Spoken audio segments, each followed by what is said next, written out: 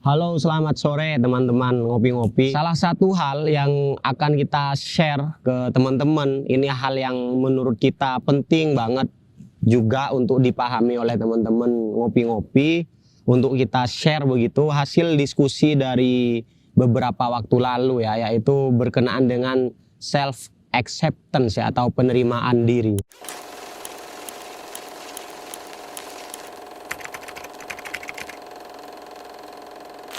Jadi beberapa waktu lalu kita berdiskusi dengan teman-teman ngopi ya, ceritanya ngopi, kita bahas banyak hal, buku, keseharian dan lain sebagainya. Dan salah satu teman kita itu nyeletuk gitu kan, betapa pentingnya self acceptance gitu. Dan saya mendengarkan dengan seksama apa yang dimaksud penerimaan diri itu. Jadi ceritanya teman kita ini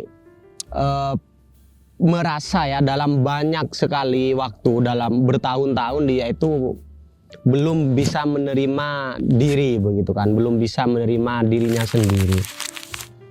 Itu dikuatkan ketika beliau itu seringkali merasa gengsi ya, gengsi dalam mau melakukan sesuatu yang menurut dia tidak berstandar tinggi, itu dia gengsi, terus mental block, sering merasa bahwa sesuatu tidak cocok dengan dirinya, terus apalagi itu post power syndrome begitu, bahwa seakan-akan dirinya itu bersikap atau berlaku seperti pada waktu-waktu lalu tertentu, waktu mahasiswa, waktu jadi ketua organisasi dan lain sebagainya.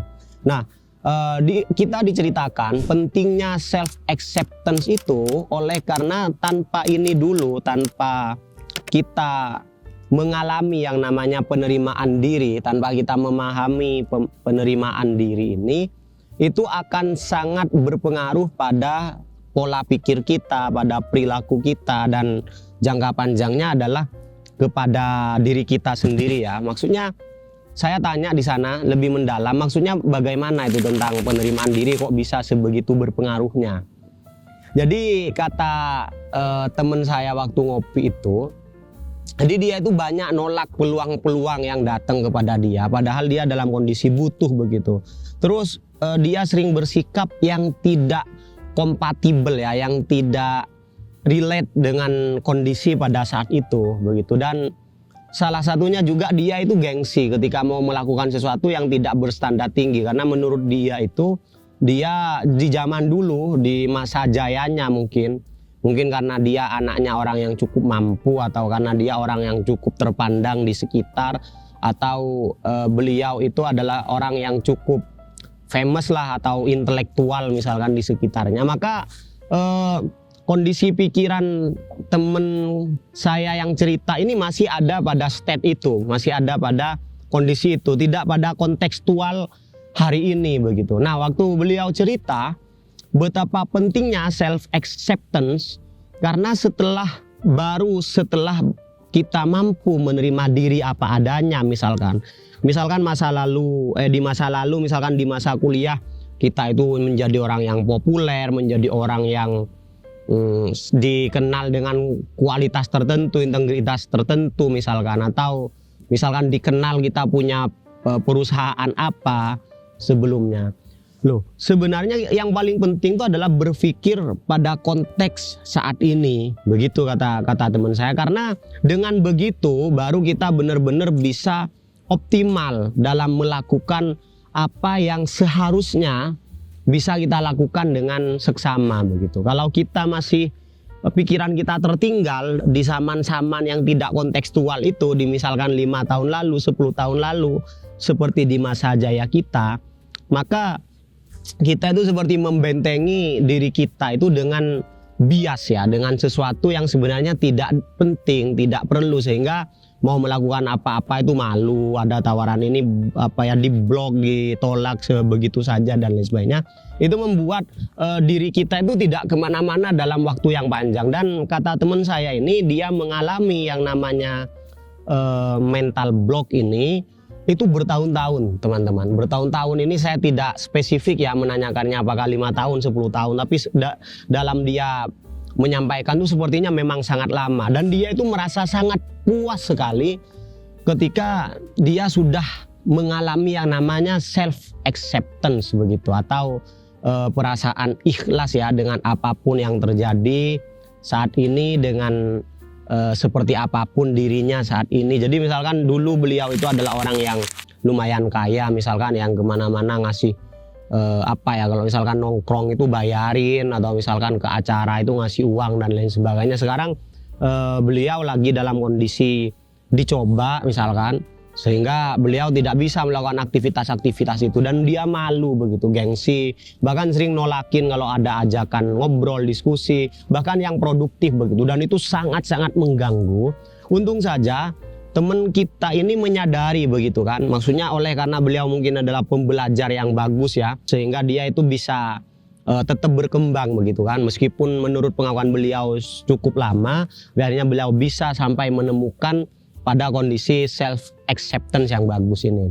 Dan wow sekali saya melihat betapa puas begitu beliau bercerita, dan membuat saya merenung begitu kan, ingin sharing ini kepada teman-teman betapa pentingnya self acceptance. Itu sebenarnya mungkin juga terjadi ke saya teman-teman, dan juga mungkin kepada teman-teman ketika ada perubahan ya, karena memang kita itu kan seringkali fluktuatif ya dalam banyak hal, kadang di atas, kadang di bawah, seperti roda ibarat kata ya, seperti roda kehidupan, kadang di atas kadang di bawah. Nah pada saat di atas ya kita harus menyadari bahwa kita di atas begitu, kita berpikir kontekstual, atau kalau bahasanya sekarang itu mindfulness ya, kalau kata anak-anak sekarang itu mindfulness. Begitupun ketika di bawah, kita gak usah sok-sokan seperti halnya kita sedang di atas begitu. Memahami, berpikir kontekstual ini atau mindfulness ini sangat-sangat penting supaya kita itu benar-benar bisa tetap maju, supaya kita tetap bisa bergerak efektif begitu. Kalau tidak mindfulness, seringkali pikiran kita tertinggal di belakang itu. Yang ada itu adalah menghambat ya, sangat menghambat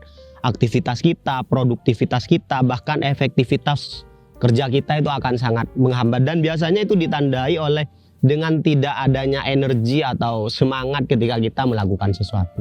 Nah, saya mencerna itu, mendapat pelajaran dari teman saya ini, saya merasa sangat berharga begitu. Dan kata teman saya itu yang saya amini, yaitu bahwa setelah kita bisa menerima diri kita apa adanya, diri kita yang saat ini, maka dari sanalah kita baru bisa memulai segala sesuatunya, membangun segala sesuatunya. Kalau tidak, kalau belum menerima diri kita apa adanya ini, kita akan selalu menolak ya, selalu menolak untuk berkembang, menolak untuk maju, dan memilih untuk tetap pada pikiran ya, pada pikiran saat ini, sehingga tubuh kita menjadi korbannya, kita menjadi tidak ngapa-ngapain, dan yang terjadi adalah kita mengalami kemunduran demi kemunduran setiap hari.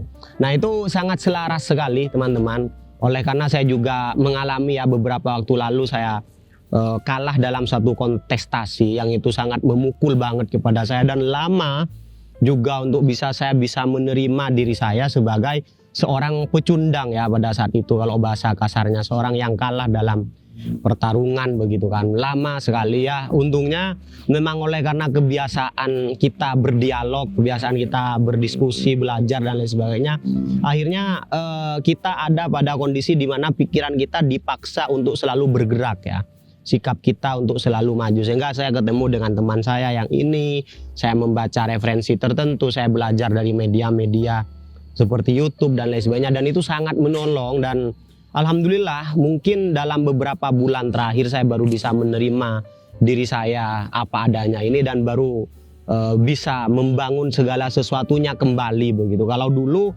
waktu saya masih dalam kondisi belum dapat menerima self acceptance itu, yang ada adalah saya tidak ngapa-ngapain teman-teman. Saya memang memblocking pergaulan saya, memblocking peluang apapun, gengsi untuk melakukan apapun, malu tidak karuan begitu kan, hidup dalam bias-bias seperti itu dalam jangka lama, dan itu membuat saya itu drop banget, sangat drop banget, demoralisasi istilahnya kalau di ini.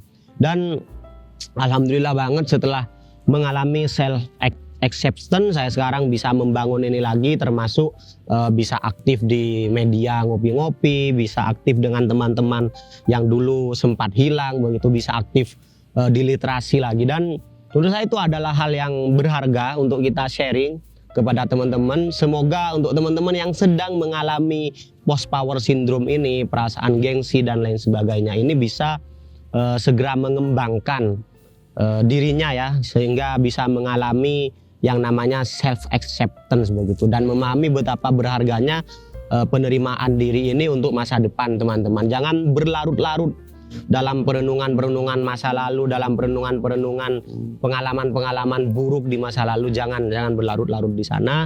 Segera terima diri teman-teman apa adanya dan bangun segala sesuatunya dari awal lagi. Tidak pernah terlambat. Oke, itu saja mungkin teman-teman yang bisa saya share.